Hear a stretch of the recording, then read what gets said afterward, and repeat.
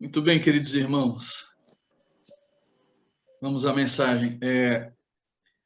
Eu nem esperava que o pastor ainda passasse esse vídeo aí do Vale dos Ossos Secos, mas que bom que ele passou, porque eu tenho uma experiência pessoal com Ezequiel 37, e antes de ser pastor, antes de ir para o colégio, antes de estudar... Aquele filme é muito alto, né? Microfones abertos aí, joia. Aqui, pastor. Antes de ir para o colégio, na minha experiência com Deus, um dia, pastor Wagner e todos os irmãos aqui presentes, eu estava orando no meu quarto, sozinho. E eu acho que acontece com alguns de vocês, já aconteceu. Quem costuma orar debruçado sobre a cama, principalmente quando está cansado, às vezes adormece, acorda de novo, volta a orar, adormece.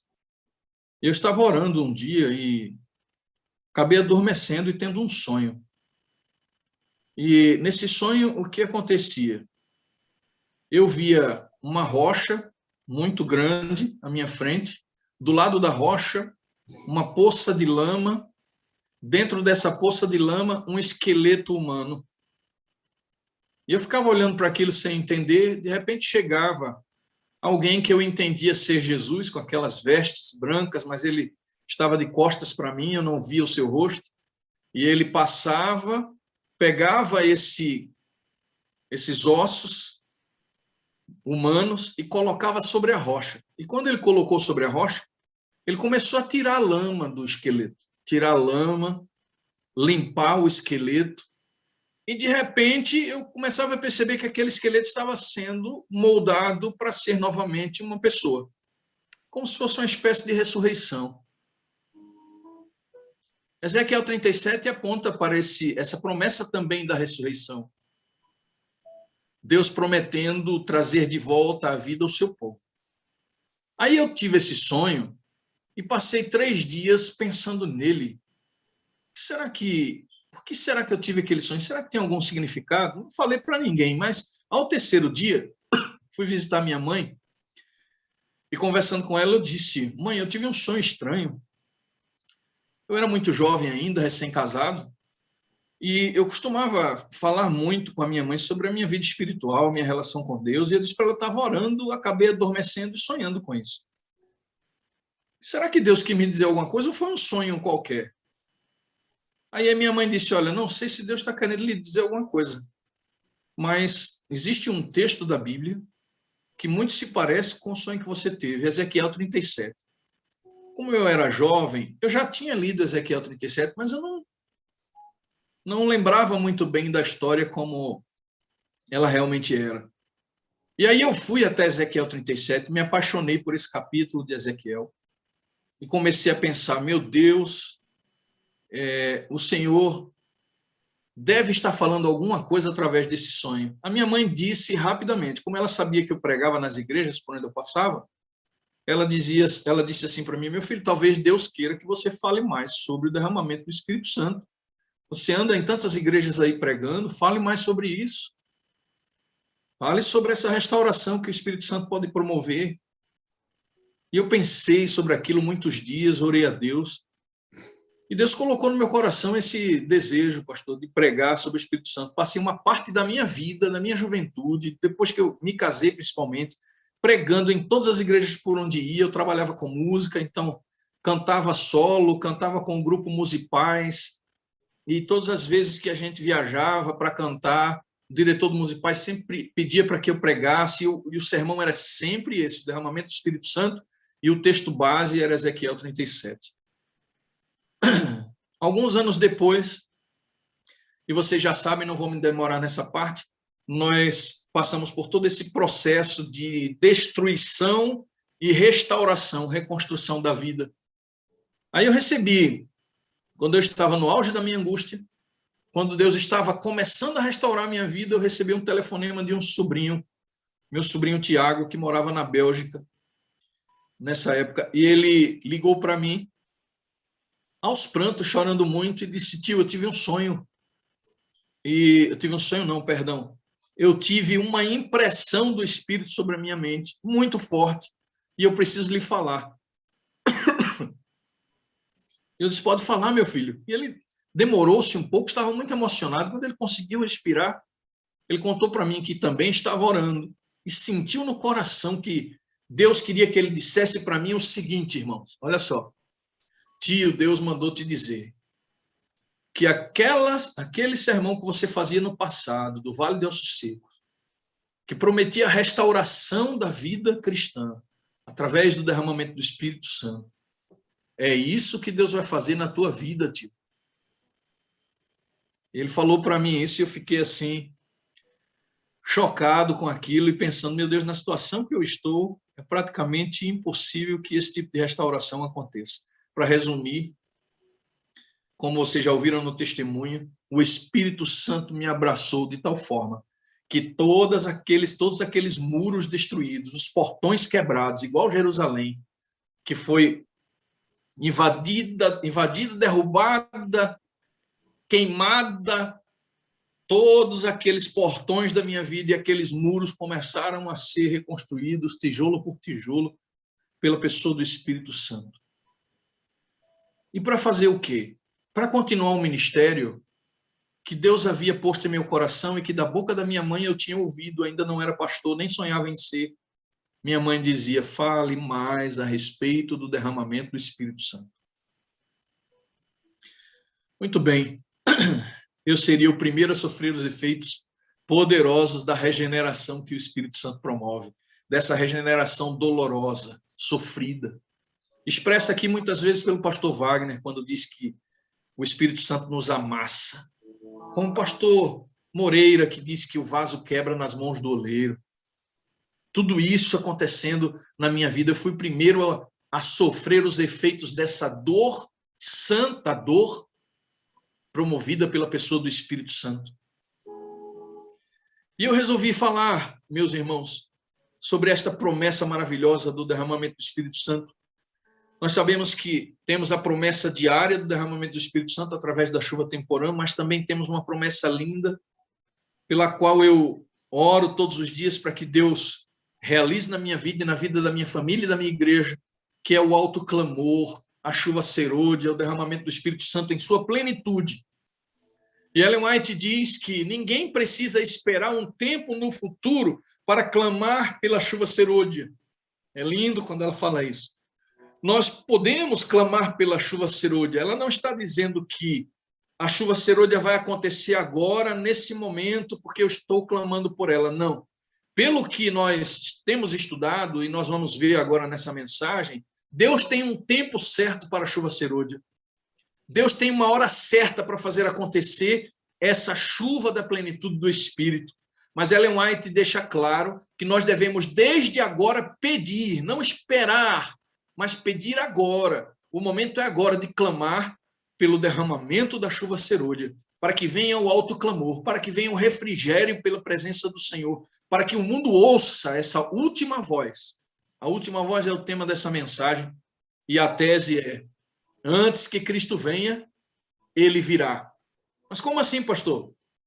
Quem não se preparar para a vinda do Espírito não estará preparado para a vinda de Cristo. É um princípio bem estranho da teologia que o pastor Milton Torres falou para a gente há muitos anos atrás, que ele chama de princípio apotelesmático. Onde é que a gente encontra um princípio apotelesmático nesse texto aqui? Jesus, quando ele ascendeu aos céus, ele disse, eu preciso ir, porque se eu não for, o Consolador não virá. Agora, na dispensação do Espírito, essa promessa se repete, mas de forma inversa. Como?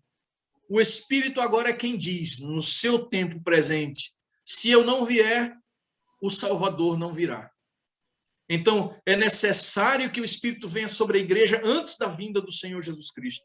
Há uma tendência natural de que a gente sempre pregue e a gente sempre fale a respeito da preparação para a volta de Jesus. Mas, na realidade, queridos, a nossa preparação deve ter como foco, como objetivo principal, o recebimento da pessoa do Espírito Santo, a intimidade com o Espírito Santo, para que ele promova em nós todas as correções necessárias e os preparos necessários na nossa vida individual e na nossa igreja para que Jesus possa vir. É aquele mesmo Espírito que tomou João, que anunciou a vinda do Salvador do mundo. Aquele que anunciava a vinda do Salvador do mundo. Esse mesmo Espírito agora deve tomar a igreja para que, como João Batista, possamos anunciar novamente a vinda do Salvador do mundo, a sua segunda vinda. Louvado seja o nome do Senhor. Apocalipse 18, verso 1. Está escrito: passados esses acontecimentos, vi descer do céu outro anjo, que possuía grande autoridade, e a terra se iluminou com seu resplendor. Há muitos teólogos aí, estudiosos da Bíblia, que apontam diretamente para esse anjo como a pessoa do Espírito Santo. Assim como Jesus é visto muitas vezes na Bíblia como arcanjo, como anjo do Senhor, aqui também, nessa expressão apocalíptica de João, o Espírito Santo aparece de forma muito clara como aquela pessoa da Trindade que vai iluminar a terra. É sob sua influência, é sob seu poder que a igreja, o povo de Deus, irá cumprir esse propósito estabelecido por Deus de incendiar o mundo inteiro, de fazer com que a influência do Espírito vá de um canto a outro do planeta. Louvado seja o nome do Senhor. Abra sua Bíblia, Apocalipse 14. Eu quero ler os versos a partir do verso 6. Que mensagem é essa que o Espírito Santo precisa colocar nas nossas mãos para que possamos anunciar ao mundo? É uma mensagem específica, uma mensagem recortada. Deus determinou que pregação eu tenho que fazer sobre a influência direta e a plenitude do Espírito Santo. Que pregação é essa? Que mensagem é essa? Para que o Espírito Santo venha, nós precisamos também estar conscientes de que tipo de mensagem o Senhor quer que nós preguemos. Qual é a mensagem? Está em Apocalipse 14, versos 6 a 10. Então vi outro anjo que voava pelo meio do céu e tinha na mão o evangelho eterno para proclamar aos que habitam na terra, a toda nação, tribo, língua e povo. Ele disse em alta voz: temam a Deus e glorifiquem o seu nome, pois chegou a hora do seu juízo. Adorem aquele que fez o céu, a terra, o mar e as fontes das águas. Um segundo anjo então se seguiu dizendo: caiu a grande Babilônia e aquela que fez todas as nações beberem do vinho da fúria da sua prostituição. Um terceiro anjo então os seguiu dizendo em alta voz: se alguém adorar a besta e a sua imagem, receber a sua marca na testa e na mão, também beberá do vinho do furor de Deus, que foi derramado sem mistura no cálice da sua ira. Será ainda atormentado com enxofre ardente na presença dos santos anjos e do Cordeiro. Aí eu retomo um pouquinho aquela parte do nosso testemunho, quando a gente fala da pregação violenta, da pregação revoltada.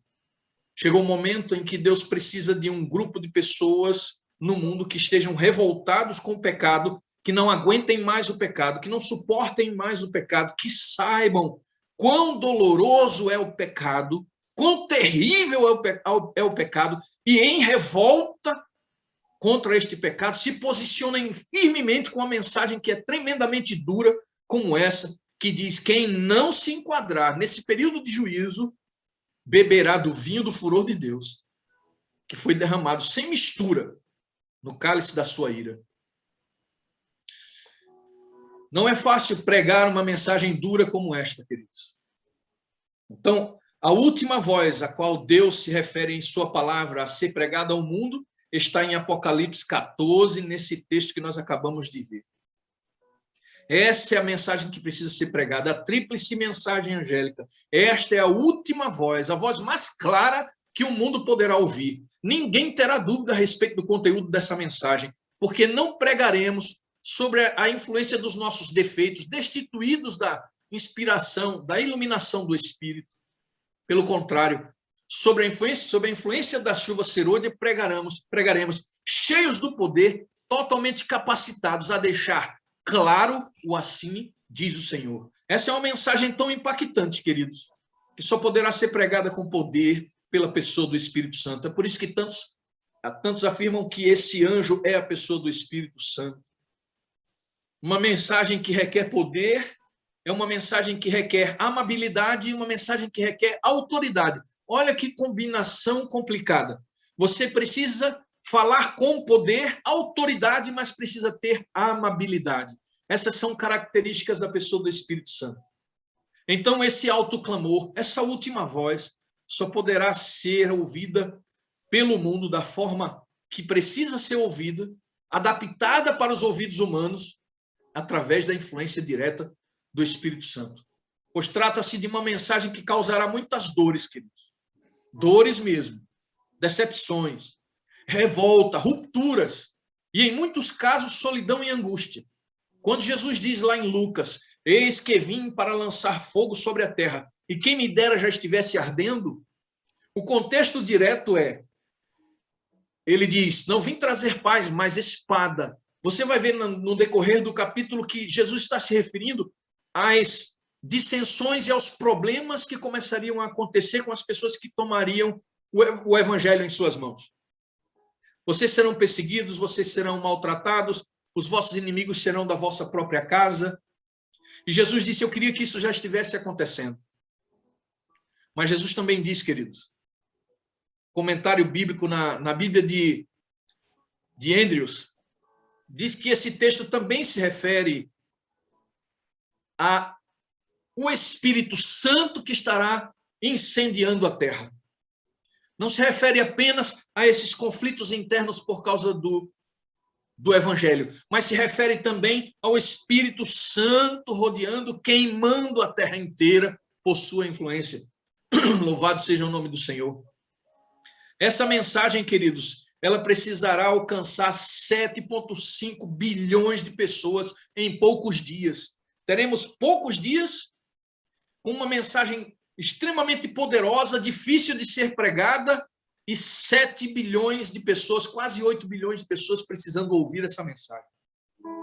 Uma pregação, um evangelho que só poderá alcançar o mundo pela influência e poder do Espírito Santo.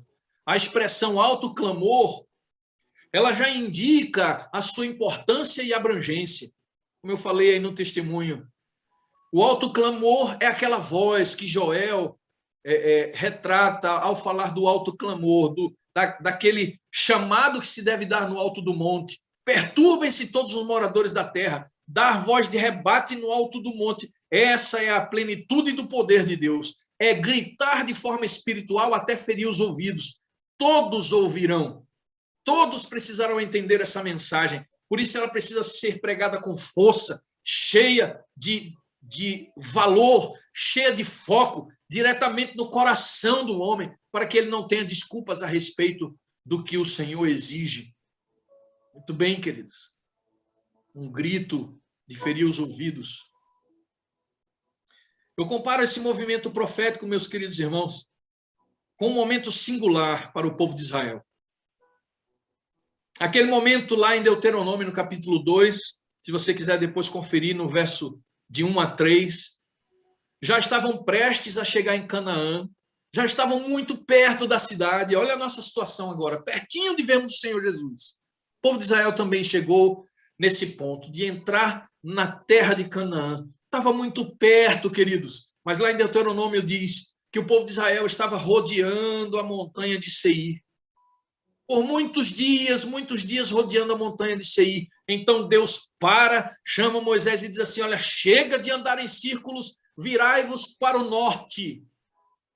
Sabe o que eu entendo com isso, queridos? Me parece que a chuva serôdia é nada mais, nada menos que a voz de Deus dizendo ao seu povo, o atual Israel de Deus, para de andar em círculos, igreja, chega de fazer um trabalho que parece que, quando a gente ganha uma alma, 3 saem pela porta dos fundos.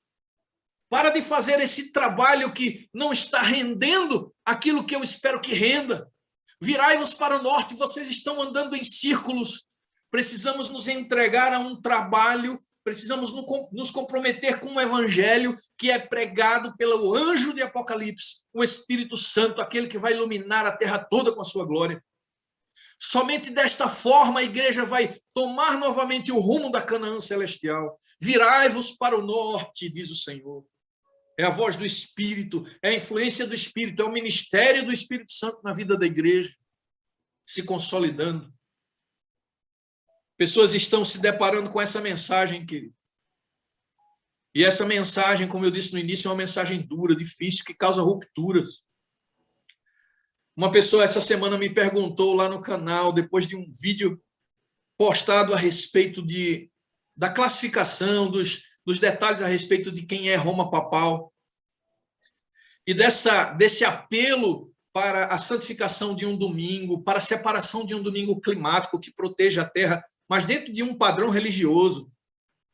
Recentemente, o Papa, falando a respeito desse domingo climático, ele disse que o descanso dominical deve ser um descanso que aponte para a não produção de coisas, para que a indústria pare, para que não se compre e nem se venda. Olha que expressão curiosa, né? Que expressão curiosa. Pois o Papa Francisco falou exatamente dessa forma. Aí, depois de assistir este vídeo, uma pessoa escreveu para mim dizendo assim, olha que coisa, irmãos, chega, doeu, partiu o coração. Essa pessoa diz assim, então eu fui enganada por toda a minha vida, durante todos esses anos. Você percebe? Eu fui enganada toda a minha vida durante todos esses anos. E eu acabei tendo que contar para ela, de forma particular, a história da minha família, que minha mãe era católica no início, todos nós seguíamos os padrões da minha mãe, mas que por si só, estudando a palavra, ela encontrou-se pela influência do Espírito Santo com a verdade. Foi dolorido, foi complicado para a família, mas todos foram conduzidos a Cristo com base no assim diz o Senhor. Uma outra pessoa escreveu para mim dizendo assim, eu não sei o que fazer, sou assembleísta, estou convencida da verdade de Deus, sei que o sábado do Senhor é vigente, precisa ser guardado, eu não tenho nenhuma dúvida, mas eu preciso pregar isso para minha família, eu preciso falar isso para a minha igreja. Aí eu fiquei imaginando, esse é o fogo que Jesus falou lá em Lucas. Quantos desafios essa pessoa não terá ao falar para a família de outra religião, que ela encontrou nas Sagradas Escrituras a verdade a respeito de temas que para eles são extremamente polêmicos. Quantas rupturas, quantos problemas isso pode gerar. É uma mensagem tão complicada de ser pregada que homem nenhum poderá pregar sem a influência do Espírito Santo. E os que assim ousarem fazer não colherão aqueles frutos sagrados que o Senhor prometeu. Precisamos da unção do Espírito, irmãos. Precisamos da unção diária e precisamos da plenitude. Precisamos nos tornarmos a última voz, aquelas bocas que serão usadas para que a voz do Espírito seja ouvida. O que Ellen White diz a respeito de tudo isso, queridos?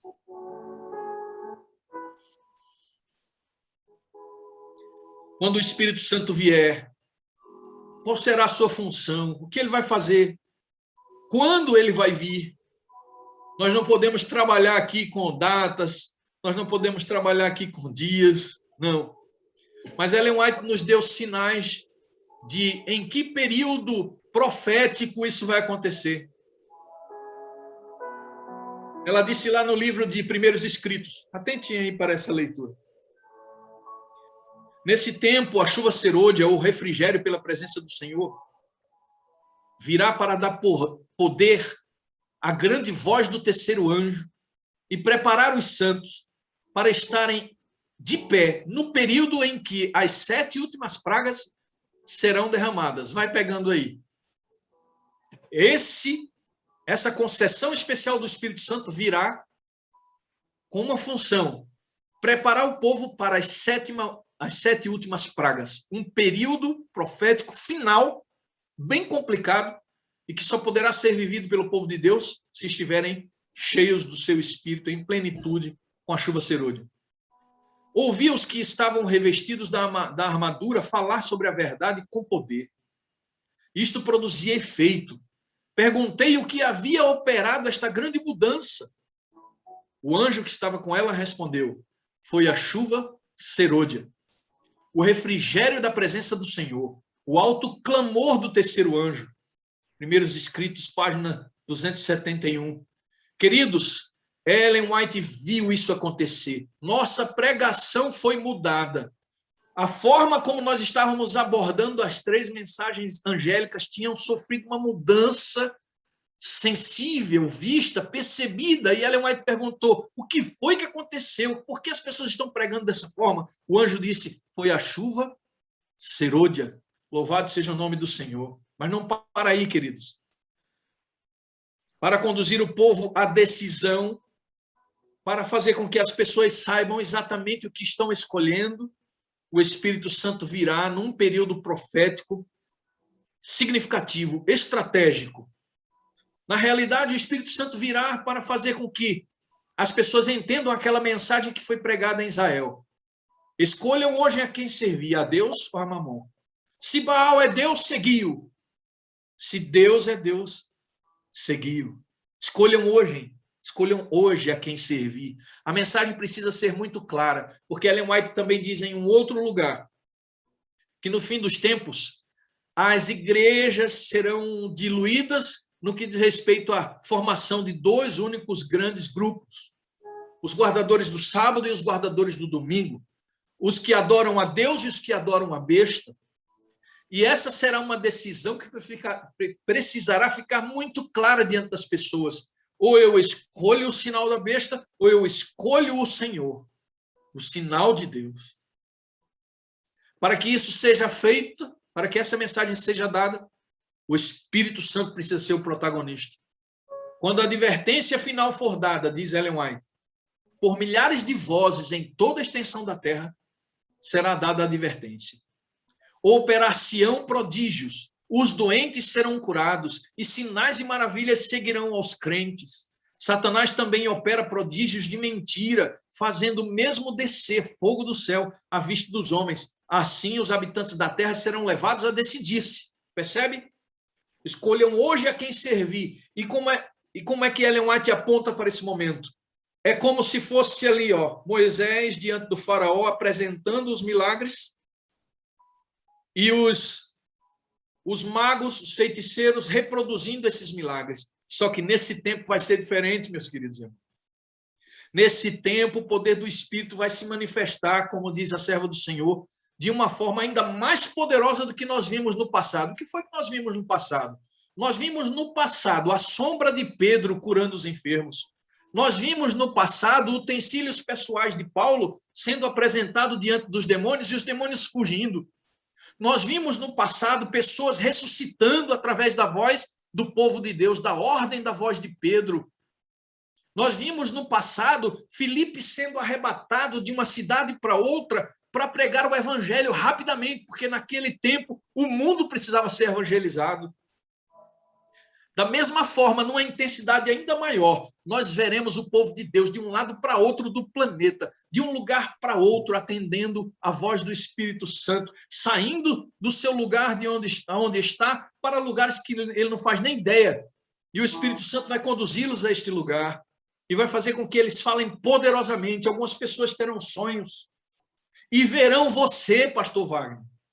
O pastor Wagner chegando diante dessas pessoas e falando uma mensagem poderosíssima, e elas vão ficar com os ouvidos atentos em seus sonhos, mas não compreenderão direito. Aí alguém no sonho aparece e diz assim, olha, quando esta pessoa aparecer, ouve o que ela tem para dizer. De repente, do nada, em algum momento, no supermercado, na rua, no hospital, no velório, aparece o pastor Wagner, e aquela pessoa olha para ele e diz assim, eu vi você em meu sonho.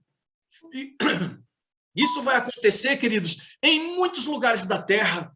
O povo de Deus, sinais e maravilhas seguirão os crentes. É uma pregação tão poderosa que poderemos nos apoderar daquilo que disse Paulo. A minha pregação para vocês não consiste apenas em palavras, mas em demonstração do poder de Deus. E assim será, porque Deus tem interesse de enfrentar, de confrontar o poder de Satanás para deixar claro para o mundo quem é Deus. Esse é um momento decisivo para a raça humana. Nós precisamos clamar por essa chuva, nós precisamos pedir que ela venha sobre a igreja. Ele fará, se possível, descer fogo dos céus para competir com os santos, para tirar a atenção dos santos, mas isso não será possível, queridos. Somente aqueles que não se acham inscritos no livro da vida e do Cordeiro serão enganados por essa manifestação falsa do anticristo, do maior de todos os anticristos, que é o próprio Satanás personificando a imagem de Jesus. A última voz é ouvida no alto clamor, quando se completa a queda de Babilônia. Ellen White também fala sobre isso. Contudo, diz ela, não se pode ainda dizer que a todas as nações deu de beber do vinho da ira da sua prostituição. Olha que coisa. Ainda não deu de beber a todas as nações. A queda de Babilônia se completará quando esta condição for atingida e a união da igreja com o mundo se tenha consumado em toda a cristandade. A mudança é gradual. E o cumprimento perfeito de Apocalipse 14, verso 8, está ainda no futuro. Percebem? A chuva serôdia virá nesse período, queridos. Neste momento. Já pensou nisso? Quando Babilônia cair definitivamente, ela diz, quando foi imposto à consciência humana a observância de um falso sábado, dar-se-á por esse pecado institucional, esse pecado nacional, global, mundial, dar-se-á a definitiva queda de Babilônia. Quando isso acontece, o Espírito Santo toma o povo de Deus, porque Babilônia extrapolou todos os seus limites. Babilônia chegou ao fim das suas condições. Agora não tem mais jeito. Deus então toma um povo para declarar pelo poder do Espírito Santo, o anjo de Apocalipse, o que está acontecendo, e essa mensagem será pregada de um canto a outro, cheio de sinais e maravilhas ao redor do mundo. Então, para que a gente não esqueça, o Espírito vem para preparar a igreja para permanecer firme em meio às pragas, a chuva serôdia. A chuva serôdia vem para capacitação evangelística, escatológica, ou seja, a última pregação, a última mensagem, o último sermão que o mundo vai ouvir virá da boca do Espírito Santo através dos servos de Deus. Essa é a última voz. A chuva serôdia vem para chamar seu povo que está em Babilônia. É quando cai Babilônia que Deus diz assim, agora não dá mais. A minha ira vai ser derramada sobre essa instituição, sobre esse sistema religioso. E para que meus filhos que lá estão não sofram, eu preciso chamá-los, eu preciso trazê-los de volta. Louvado seja o nome do Senhor, meus queridos irmãos, porque Deus está dizendo que lá dentro de Babilônia tem um povo querido e amado, sincero, pessoas de todas as denominações do mundo, aquelas pessoas que seguiram inconscientemente os passos de Babilônia, que são filhos de Deus sinceros, que não jamais rejeitarão ouvir a voz de Deus. Essas pessoas serão chamadas no último momento da história da raça humana, na última voz, eles ouvirão a voz do Senhor, sairão de Babilônia e chegarão entre o povo de Deus com um fervor muito maior do que os que ali sempre estiveram. Já pensou? Virão para colocar fogo sobre a terra também, para declarar que Deus é o único Deus, que Ele é o Criador e que o sinal de Deus é o selo do Espírito Santo e o dia que comemora o aniversário da criação, o dia que aponta para Deus como Criador. Aquele selo, sim, deve ser colocado sobre a fonte dos santos. Louvado seja o nome do Senhor. Se o alto clamor vem anunciar a queda de Babilônia, então ele também ocorrerá nesse momento, no momento em que Babilônia terá queda completa. Eu vejo esse movimento profético se formando, queridos. Esse é o maior sinal de que estamos próximos dessa promessa. Para vocês terem uma ideia, essa semana eu liguei para um amigo meu, um ex-pastor batista que se converteu à Igreja Adventista. Homem de Deus, cheio de poder. E eu disse assim, esse homem com certeza deve fazer parte da sala 57. Porque é um homem de Deus e pessoas de Deus estão na sala 57. Porque na madrugada buscam a presença do Senhor. Na madrugada clamam pelo batismo do Espírito Santo, querem a chuva serôdia. E eu liguei para esse irmão. E conversando com ele, liguei não, melhor dizendo, mandei mensagem para ele em áudio. E conversando com ele, queridos, tem uma imagem entrando aí na tela, pastor. E conversando com esse meu amigo, o pastor Batista, o pastor Zé Carlos, eu disse assim, pastor, o senhor faz parte da sala 57, sim? E ele disse, não, meu pastor, não faço. Para mim, não tenho condição. Eu fiquei pensando, mas será por quê? Sabe por que ele não faz parte, irmão, da sala 57? Escuta aí. Porque de domingo a domingo, tem um grupo de pessoas na cidade de Recife que se reúnem às 3 horas da madrugada para buscar a Deus em oração e promover a oração intercessória. 3 horas da madrugada, de domingo a domingo. A Sala 57 é um movimento poderoso que abrange uma grande quantidade de pessoas, mas lá fora ainda existem mais 7.000 que não dobraram os joelhos a Baal. Tem um grupo de pessoas, irmãos, que estão buscando a presença de Deus, buscando o Espírito Santo pela madrugada, e para mim, particularmente, esse é o maior de todos os sinais de que nós estamos perto de receber a plenitude do Espírito.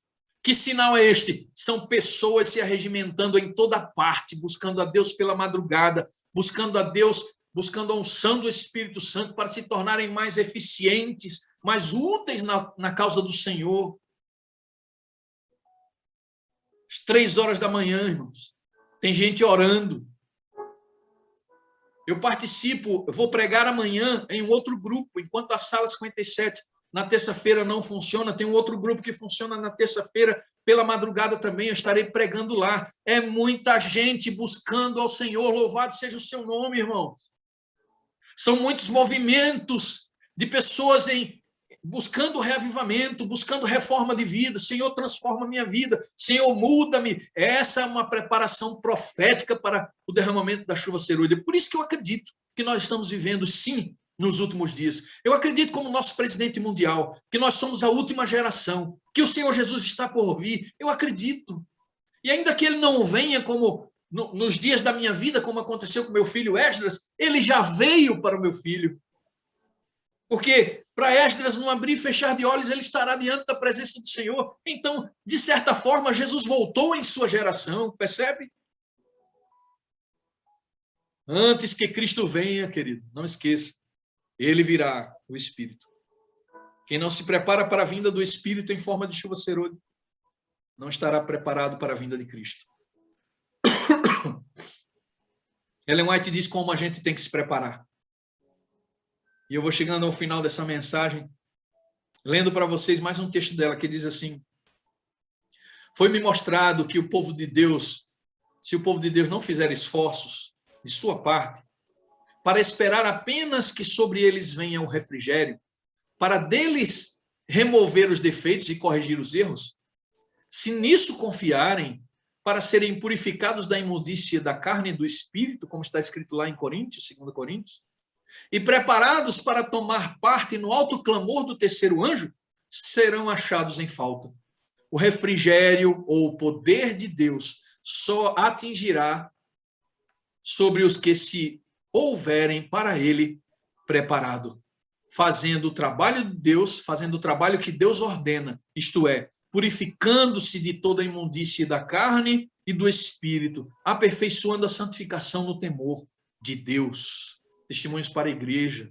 Queridos, desconfie de si mesmo. Comece a falar com Deus a respeito dos seus condicionamentos espirituais, emocionais. Desconfie de si mesmo e confie mais em Deus. Essa é uma obra de preparo. Desconfiar de si mesmo e confiar mais em Deus nesses últimos dias é o que Deus precisa para derramar sobre a sua igreja a chuva cerúlea. Lembram de uma experiência que eu contei num dos sermões que fiz aqui? Daquele meu amigo chamado Joel, que não tinha televisão, e eu perguntei por que ele não tinha, e ele respondeu: eu não tenho televisão porque eu gosto muito. Essa é a resposta de alguém que desconfia de si mesmo, que não se expõe em condições que possam conduzi-lo à separação de Deus, a enfraquecer na fé. Eu não vou me expor a isso. Ele desconfia de si mesmo. Eu gosto tanto do pecado, eu gosto tanto dessas coisas do mundo, que eu não posso me expor a elas. Colocarei uma venda diante dos meus olhos para não contemplar a maldade, como disse Davi. Precisamos começar a desconfiar de nós mesmos, iniciar uma obra de preparação, não para a volta de Jesus, mas para a vinda do Espírito, porque somente o Espírito nos preparará para a volta de Jesus. Paulo avançou no conhecimento de Deus, e o que aconteceu com ele? No início das suas cartas, percebe? Paulo, apóstolo do Senhor. Olha que coisa linda, apóstolo do Senhor. Aí o tempo vai passando e a comunhão com Deus vai aumentando na vida de Paulo. Aí nas próximas cartas ele diz: Paulo, conservo dos meus irmãos, eu sou como um de vocês. Aí passa mais um tempo, ele diz assim: eu sou o menor de vocês, sou eu que estou escrevendo, o menor entre vós. Passa mais um tempo, ele diz: eu sou o pior de todos os pecadores. Dos pecadores eu sou o pior. Percebe? Quanto mais se aproxima de Deus na sua vida, mais esse mistério da transformação vai acontecendo. Nós abrimos mais os nossos olhos para os nossos defeitos, vencemos pecados, vencemos coisas que nos escravizavam, mas os nossos olhos vão sendo abertos para percebermos que a atuação do Espírito Santo é constante em nós, para que a gente não volte a ser aquele velho homem, com aquele passado do qual nós simplesmente nos envergonhamos, como diz a palavra. O Espírito Santo vai nos conduzindo e nos mostrando: olha, perceba como você é terrível, perceba como você é pecador, perceba como você tem inclinações naturais. Então, fica aqui na minha presença, não sai de perto, para que eu te conserve. E quanto mais a gente passa tempo com Deus, mais os nossos olhos são abertos, mais purificação é executada pela pessoa do Espírito Santo, mais transformação, mais mudança. Louvado seja o nome do Senhor. É esse tipo de reforma que o Espírito Santo precisa fazer para tomar definitivamente o seu povo e conduzi-lo à nova Canaã. Assim como Cristo falou: se eu não for, o Consolador não virá. Como eu disse no início, o Espírito diz: se eu não vier, o Salvador não virá. Louvado seja o nome do Senhor. Eu tive, nesta tarde de sábado, assistindo a pregação do pastor Júlio. É um pastor que trabalha aqui no Centro White, aqui do NASP, Engenheiro Coelho. E ele falou sobre algumas estatísticas da igreja. E ele disse que no ano em que a igreja descobriu, através dos levantamentos, que nós estávamos batizando uma média de 2.500 a 3.000 pessoas por dia, houve uma grande alegria. Uma grande alegria. Meu Deus! Mais de 2.500 pessoas sendo batizadas e salvas todos os dias. O Senhor Jesus está voltando. Aí sabe o que acontece? Pouco tempo depois saiu uma outra estatística, não da igreja, mas, se não me engano, de um censo, dizendo o número de pessoas que nascem todos os dias no mundo. 15 vezes maior do que o número de pessoas que são batizadas. Aí a igreja chegou a uma conclusão: precisamos do Espírito Santo, porque ao invés de estarmos crescendo como pensávamos, a igreja está regredindo. Nós batizamos um número muito pequeno comparado ao número de pessoas que nascem todos os dias. Há algum tempo atrás, a igreja também descobriu que havia, no mesmo período que pessoas eram batizadas, pessoas também eram desligadas da igreja. E havia uma estagnação nessa questão do crescimento do evangelho. Sabe, queridos, essa situação chegou diante de nós, para a nossa igreja, assim como chegou aquela crise para os discípulos antes do Pentecostes. Se reuniram para orar e disseram: Senhor, nós não sabemos o que fazer. Tem um mundo inteiro diante de nós. Como nós vamos levar essa mensagem? Como chegaremos a todo mundo? Vocês sabem que Paulo diz lá em Atos que o mundo inteiro de sua época foi evangelizado. Como isso foi possível? O pastor Mark Phillips prega dizendo que as condições para os apóstolos alcançarem o mundo todo eram muito inferiores à nossa condição hoje. Nós estamos com muita vantagem no que diz respeito à forma como o evangelho pode alcançar o mundo. Através dos canais na internet, através das redes Novo Tempo, da televisão, através dos missionários. Tem muitas coisas acontecendo no mundo que hoje pode ser muito mais fácil do que no passado, o mundo todo ser evangelizado. E o pastor Mark Phillips diz: a única coisa que nos falta no presente não é a ferramenta, não é a estrutura, tudo isso nós temos. Somos como aqueles corpos que estavam prontos no Vale de Ossos Secos, cobertos por carne e pele. O exército ficou de pé, mas não havia neles o Espírito.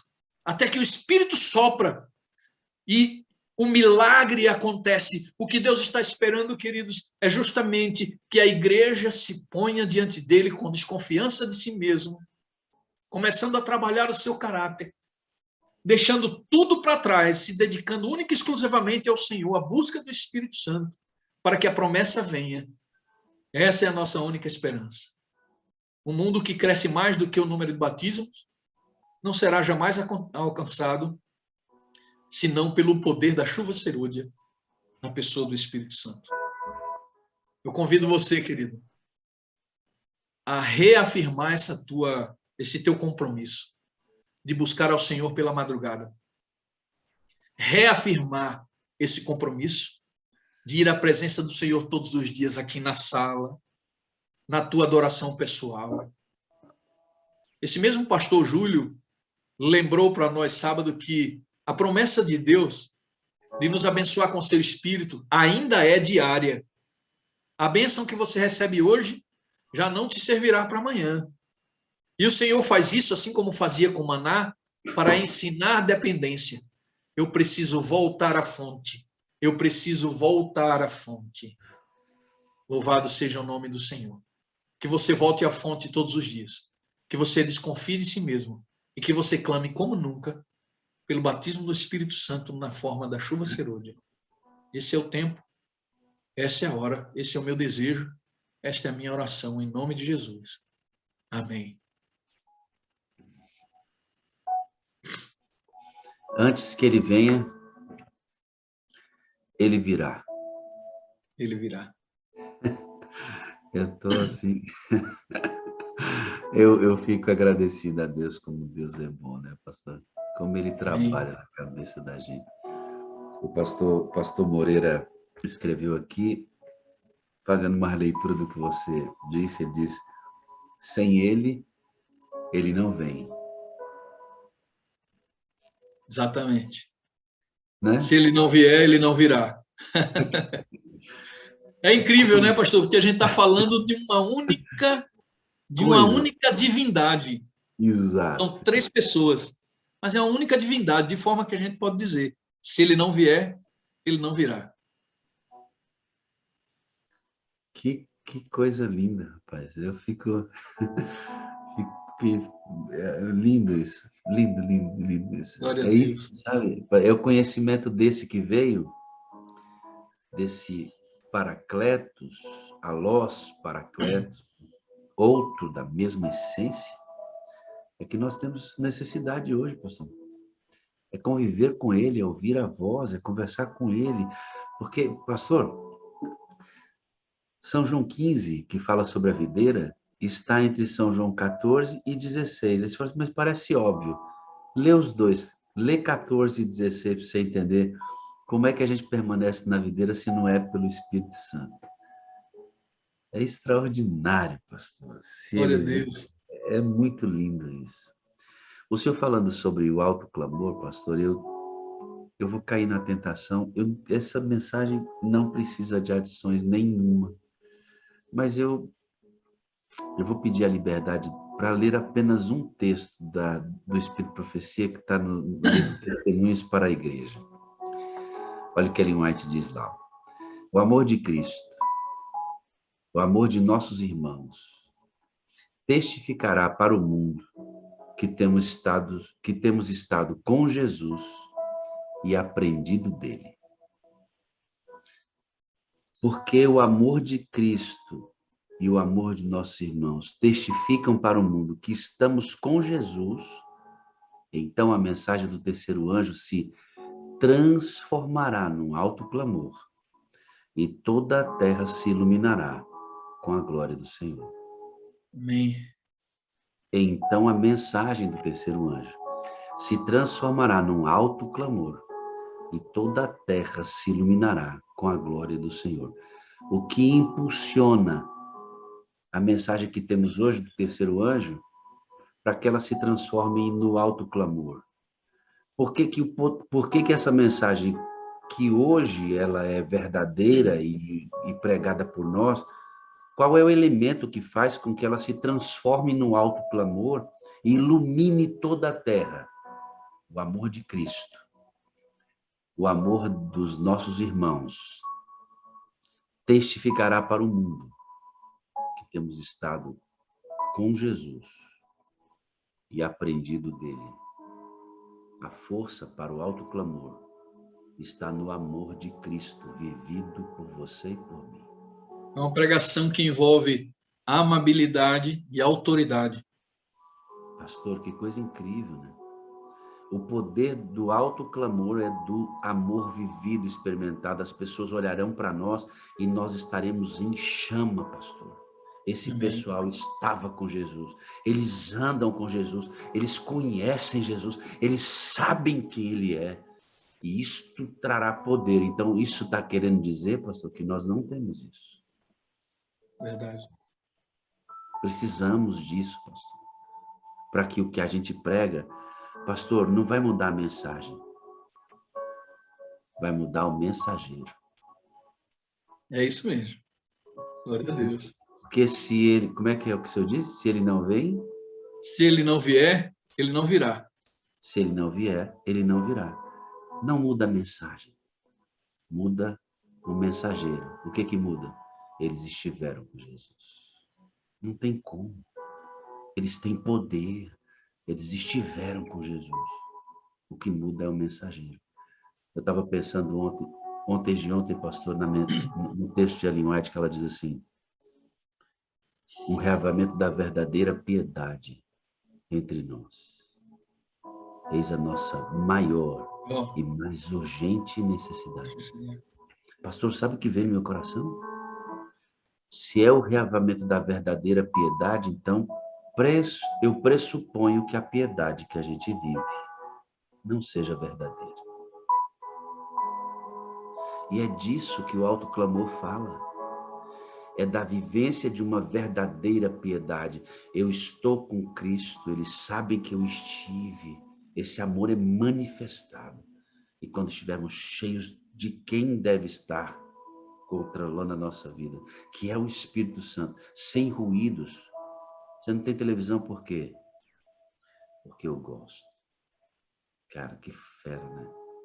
Mas, Ele podia colocar toda a culpa na televisão, né, pastor? Mas ele assume o ônus. Ele Isso é assume. desconfiar de si mesmo, né, pastor? Extraordinário, pastor, é isso, sabe? Irmãos, isto é poderoso demais.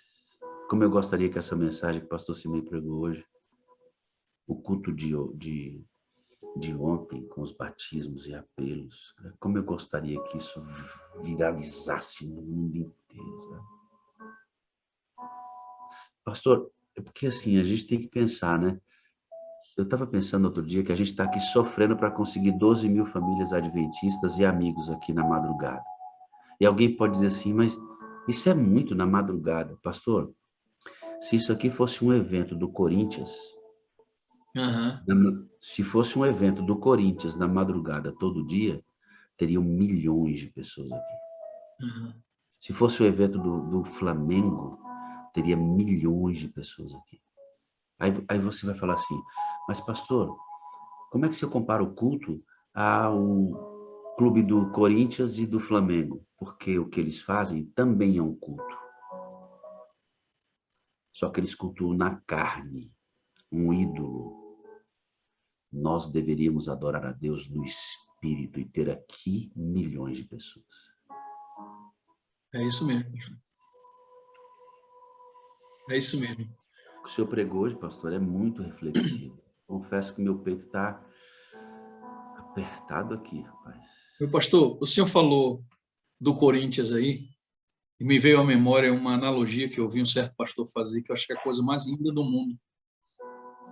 E aquela paixão que a gente vê nos torcedores, seria um sonho para Deus ver essa paixão na gente. Porque é muito parecido com o que acontece num campo. Olha só que coisa. O pastor disse que a gente às vezes está num estádio assistindo um jogo e o que acontece? Não que a gente frequente estádios, né? Nós adventistas não vamos a estádios, para ficar bem claro. Mas ele usou um exemplo. Ali está um time, 11 jogadores, correndo de um lado para o outro, uma guerra, e eles fazem um gol e vencem. No final do jogo, o que é que dizem os torcedores? Nós vencemos. Só que eles não chutaram a bola e não foram para a guerra. Da mesma forma, Cristo entrou em campo para salvar a humanidade. Ele fez todo o processo, driblou todos os demônios, fez o gol, realizou tudo. E pela graça de Deus, nós podemos dizer nós somos vencedores, ainda que não temos feito este gol maravilhoso que o Senhor Jesus fez. Foi uma analogia que eu achei muito interessante, porque quando você diz assim, nós vencemos sem ter descido para o Calvário, sem ter sido você a pessoa que teve que pagar o preço, é maravilhoso. Então, se a gente tivesse essa vibração dessa torcida, se a gente tivesse esse coração, imaginando Jesus num campo de batalha, a gente, todo mundo torcendo, aí, pastor, a gente não estaria aqui com 12 mil, não. Eu conheço muitas pessoas que eu tenho trabalhado, pessoas que eu falo, paz, a sala 57, eu sei que são pessoas delicadas, que não gostam muito de ouvir certas coisas. A gente vai devagarzinho, sabe, pastor? Existe uma infinidade de pessoas que ainda não fazem parte e que não abraçaram ainda a ideia dessa busca do Espírito Santo pela madrugada. Mas por outro lado, e Clay deve estar por aí, ela sabe. De vez em quando eu mando para ela pessoas que passam ali pelo culto da segunda-feira à noite, que não conhecem a Sala 57 e que acabam conhecendo, e que nós recebemos no nosso Instagram, porque não dá para escrever ali, eu digo, olha, manda no direct número de telefone e o nome completo. E aí eu mando para os moderadores. Normalmente mando para a Iclei organizar. Existem pessoas sendo agregadas a este grande movimento. E como na mensagem eu falei, pastor, eu repito, esse movimento é a prova de que nós estamos próximos de um cumprimento profético. Não é a vinda do Senhor Jesus, mas é a vinda do Espírito Santo. Porque se ele não vier, ele não virá. O amor de Cristo, o amor de nossos irmãos, testificará para o mundo que temos estado com Jesus e aprendido dele. Essa é a força do alto clamor. Amém. Então a mensagem do terceiro anjo se transformará num alto clamor e toda a terra se iluminará com a glória do Senhor.